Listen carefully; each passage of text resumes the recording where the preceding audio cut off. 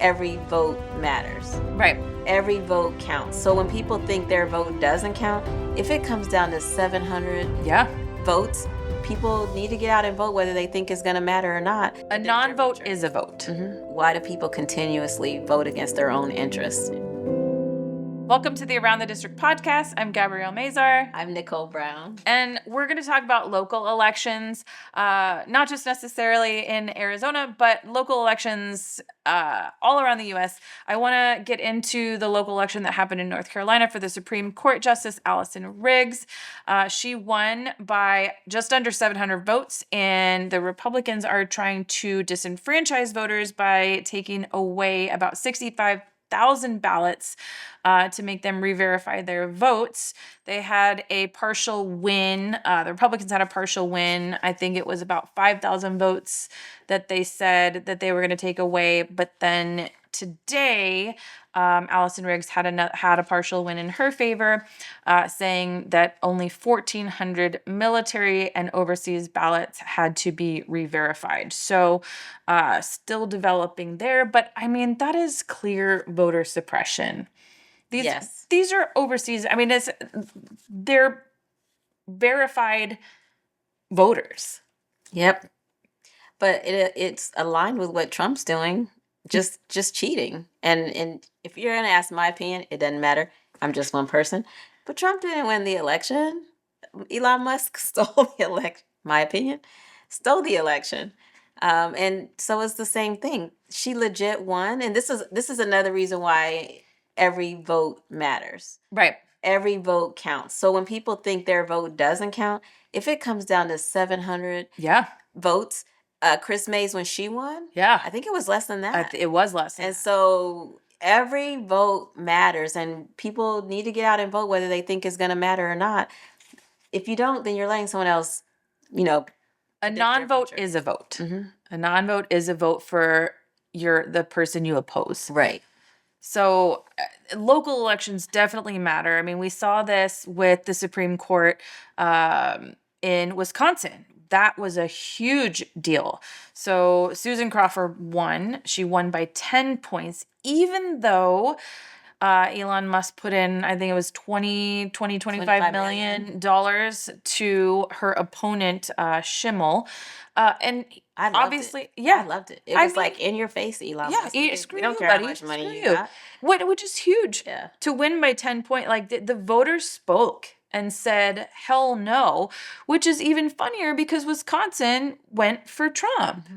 And that's what I'm saying about how people are mad. Right. They're mad. They're mad. What drove them to be mad is what that's always going to be my question. Like, what was the driver of you now wanting to protest against the Trump administration when clearly Wisconsin went for Trump in the general election? So whatever the reason, like, that's a victory, especially for, this individual, especially with Musk putting so much, money into that race. But people were already pissed off at him. I mean, like, dude, you stole jobs from the American people because you thought our government was whatever. Yeah. And you're not even an American citizen. Yeah.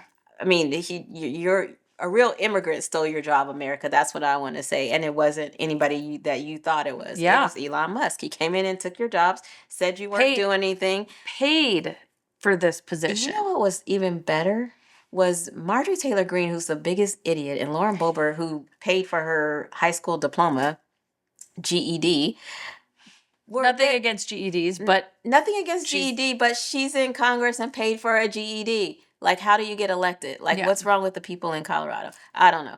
But anyways... Well, most of Colorado is... in that district. She did have to move districts. Real red district in order to win.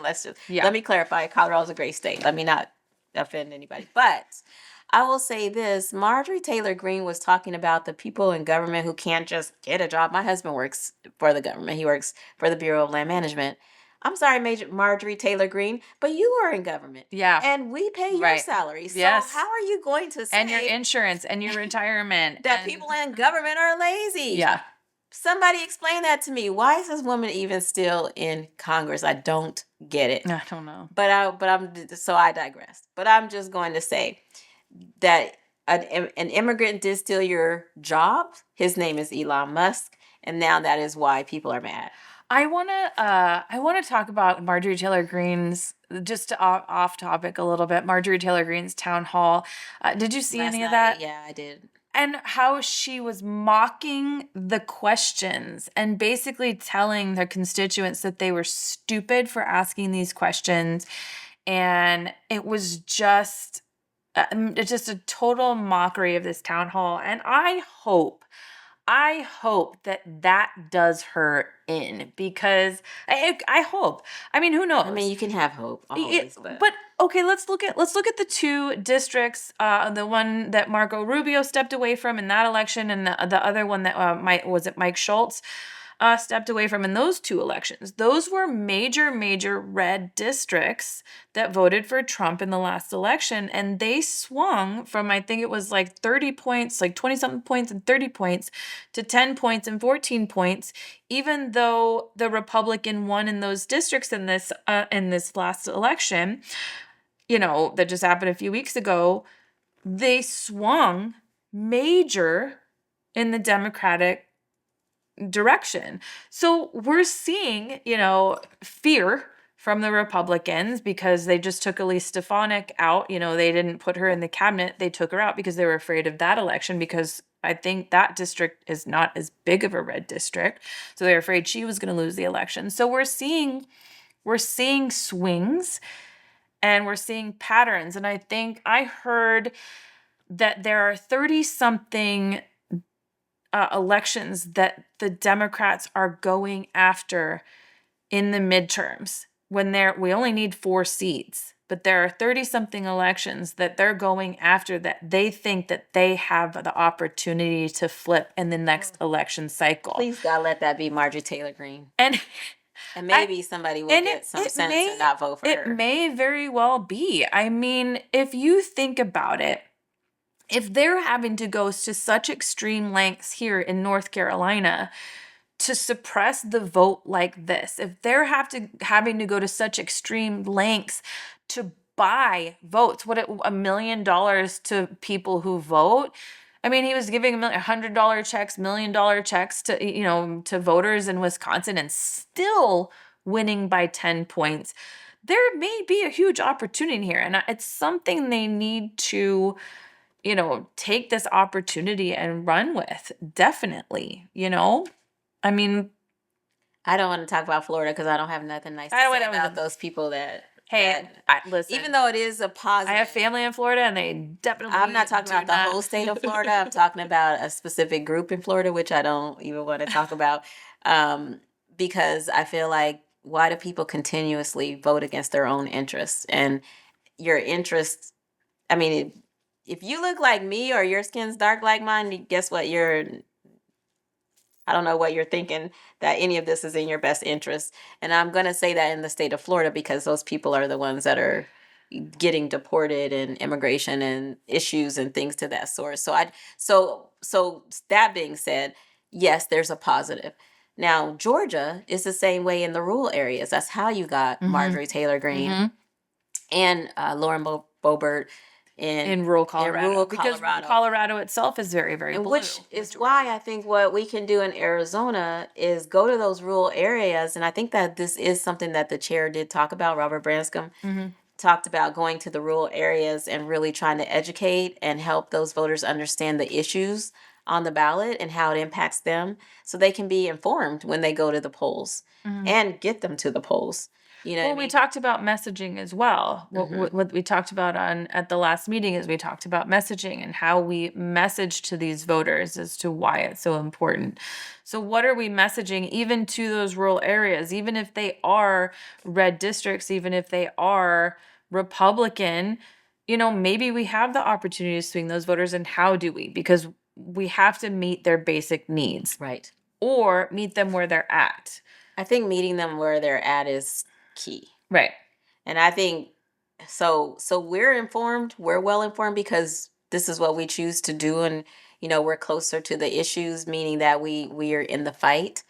But for those who aren't, I think the way we talk to them about the issues is going to matter. So we can get here, you and I, and talk about it, and we can say anything the way we feel. But when we get to people, especially if they're on the opposing side of things, we do have to talk about what draws them into a common interest with us, right? Sure. And then how a certain bill will impact not the left or the right, but just the people in general. And that was a good message that we heard from, Patrick Brown, who's the Black Engagement Committee co-chair, and he brought that to us, and that was informative. And he's right, and we do need to, and I think not us just here in Arizona, but as a whole, Democratic Party wise, we need to start learning how to message things differently, because a lot of people switched parties after the election and went independent. Yeah. And so, if that's the case, we now need to get the Democratic voters and the independent voters and those Republican voters who are leaning independent or leaning left. Right. And so we need to start talking about what is their real concerns, what drives them. And one of it we know is the economy. Right. It's their basic needs. You know what I mean? Like, nobody's going to care about a social issue if they can't even pay their bills. They're going to want to know, how are you going to help me pay my bill? What is this bill going to do to me where I have to pay my bills or impact my family or whatever the case may be? And those are the issues we need to focus back on. And then when getting back to those elections, we'll start to see things turn. And I wouldn't necessarily even say in the Democratic favor, but I would say in the Democratic favor, since the Democrats seem to be the ones who have issues on the table or fighting for issues that impact everyone in a more positive manner. So I would say that it is the 10 vote difference or whatever, 10-point difference is good. It's good. We take our wins where we can. Because it's the things there, people are being impacted, right? And we know that the Republican messaging is just better. They're better at messaging, and hate and fear tend to drive people more. The Democrats don't message and don't drive people through hate or fear. I don't know, maybe we are the hippies. I don't know. We love everybody. We want everybody to succeed. And I think that instead of having this message of hate and fear of you took from us, we have the message of, if we lift everybody up, we all do better. Now, the difference is that why that things are shifting is because you voted for this and now this is affecting you. And you said something about like people getting involved. The reason that I'm speaking up now is because of the specific things that affect me personally. Mm-hmm. Abortion is something that I am very driven by. Taking my rights away as a woman is something that I am personally affected by. I don't want my vote. I'm a small business owner. That is something. So, our parents were alive. My mother couldn't buy a home without her dad or a husband, couldn't have a bank account, couldn't buy a car. Like, these are things that happened in her lifetime. Yep. And those are things that are seriously at risk here. This is a serious threat. This is not a joke. But when you talk about messaging and you say, I'm for abortion, do you know what people hear? They hear. Correct. You're right. I'm sorry. Killing babies. I'm sorry. That's what they're going to hear, because that's the message out there. I am for people's right to choose, not because I think you should kill babies. I think there are so many reasons. We don't know why a person has an abortion. There are so many reasons that a woman terminates a pregnancy, and 99 of them are not because she got pregnant. Exactly. But that's what we're talking about when it comes to messaging. And not just that, but funding Planned Parenthood does cancer screenings, protection, so many different things, even vasectomies for men. Like, this is a huge deal. It brought healthcare to millions of women that did not have it previously. And if you take away abortion, you're taking away healthcare for women. And I think that's what's so frustrating for me, is that because you're Christian or because you're this or because you're that, you don't believe in abortion. But what you're not realizing is when you take this away, you're taking away all of these things. And that's why I'm so passionate about it. So yes, I understand. But what I don't understand is why the life of a zygote is more important than the life of a living, breathing human that has lived her life, contributed to society, may have other children, have a husband, have a family. Why this thing, this embryo, all about control. why this, correct. It's just about Correct control. it is. This Controlling what a embryo woman does is more important than the life of a 30-year-old woman. Why? And that's a Control. whole other subject. I mean, we're not getting into it, and I got off on a tangent, but these are reasons that I have become so much more outspoken. And I think that because people are affected personally, that you're right. We need to reach them where they're at with the things that personally affect them and have these conversations, real one-on-one conversations with them, understanding and saying, I understand. I'm here. I get it. Let's talk about it. And I just think that's where we start. Right. And we have to start today. Right. Like, not tomorrow, not next week, today. Because the sooner we do this, the sooner we get these voters engaged, the better off it will be in 2026. And people think that that's so far away, but we're already into April, almost May. And we almost 5 months into the year. And Right. so then we have a year and a half to go before Yeah. the next election.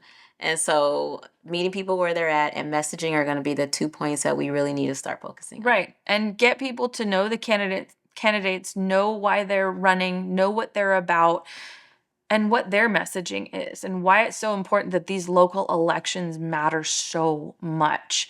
And I know that there's people that just don't vote in them, and obviously there's so much less voter turnout in these local elections. But we have to get people to know and understand what they're voting for.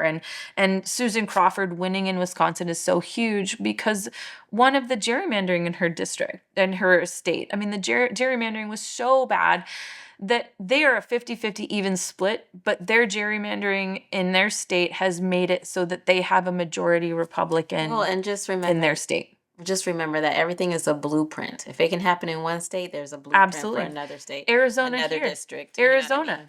is basically a third, a third, a third. A third Republicans, a third independents, and a third Democrats. Pretty close. I mean, it's Republicans, independents, Democratic. More registered Republicans. But not by a ton. Not by a ton, by a small percentage. It's pretty close to a third. Yet we are pretty heavy vote Republican. Why? Because that's what we've always done. And then people don't change because that's what we've always done. Maybe. But You know maybe what I mean? maybe that's where we need to start. Well, and where that's we need to that change. comes down to people fear. Again, meeting people where they are. Again, messaging. That's going to be the biggest key. That's something we should bring back. Well, and I think that's important. I think that, obviously we talk about local elections matter. We're going to continue to talk about that. We're going to talk about a lot more about each individual district and how each district goes into these elections and why the separate districts matter as well. Our district used to be red, and we have flipped that to a blue district, which is awesome. And strong. A strong blue district. Yeah. So I think it's important to know these things. And yeah, I don't know.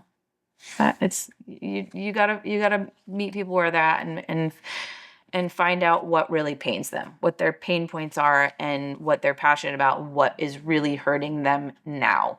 And I think it's a lot. So, but thank you so much for listening to this episode. Please like us, follow us, share us. Around the District podcast, you can find us on YouTube, Spotify, and all the other channels. So like and share us all, and let us know what you think about this episode.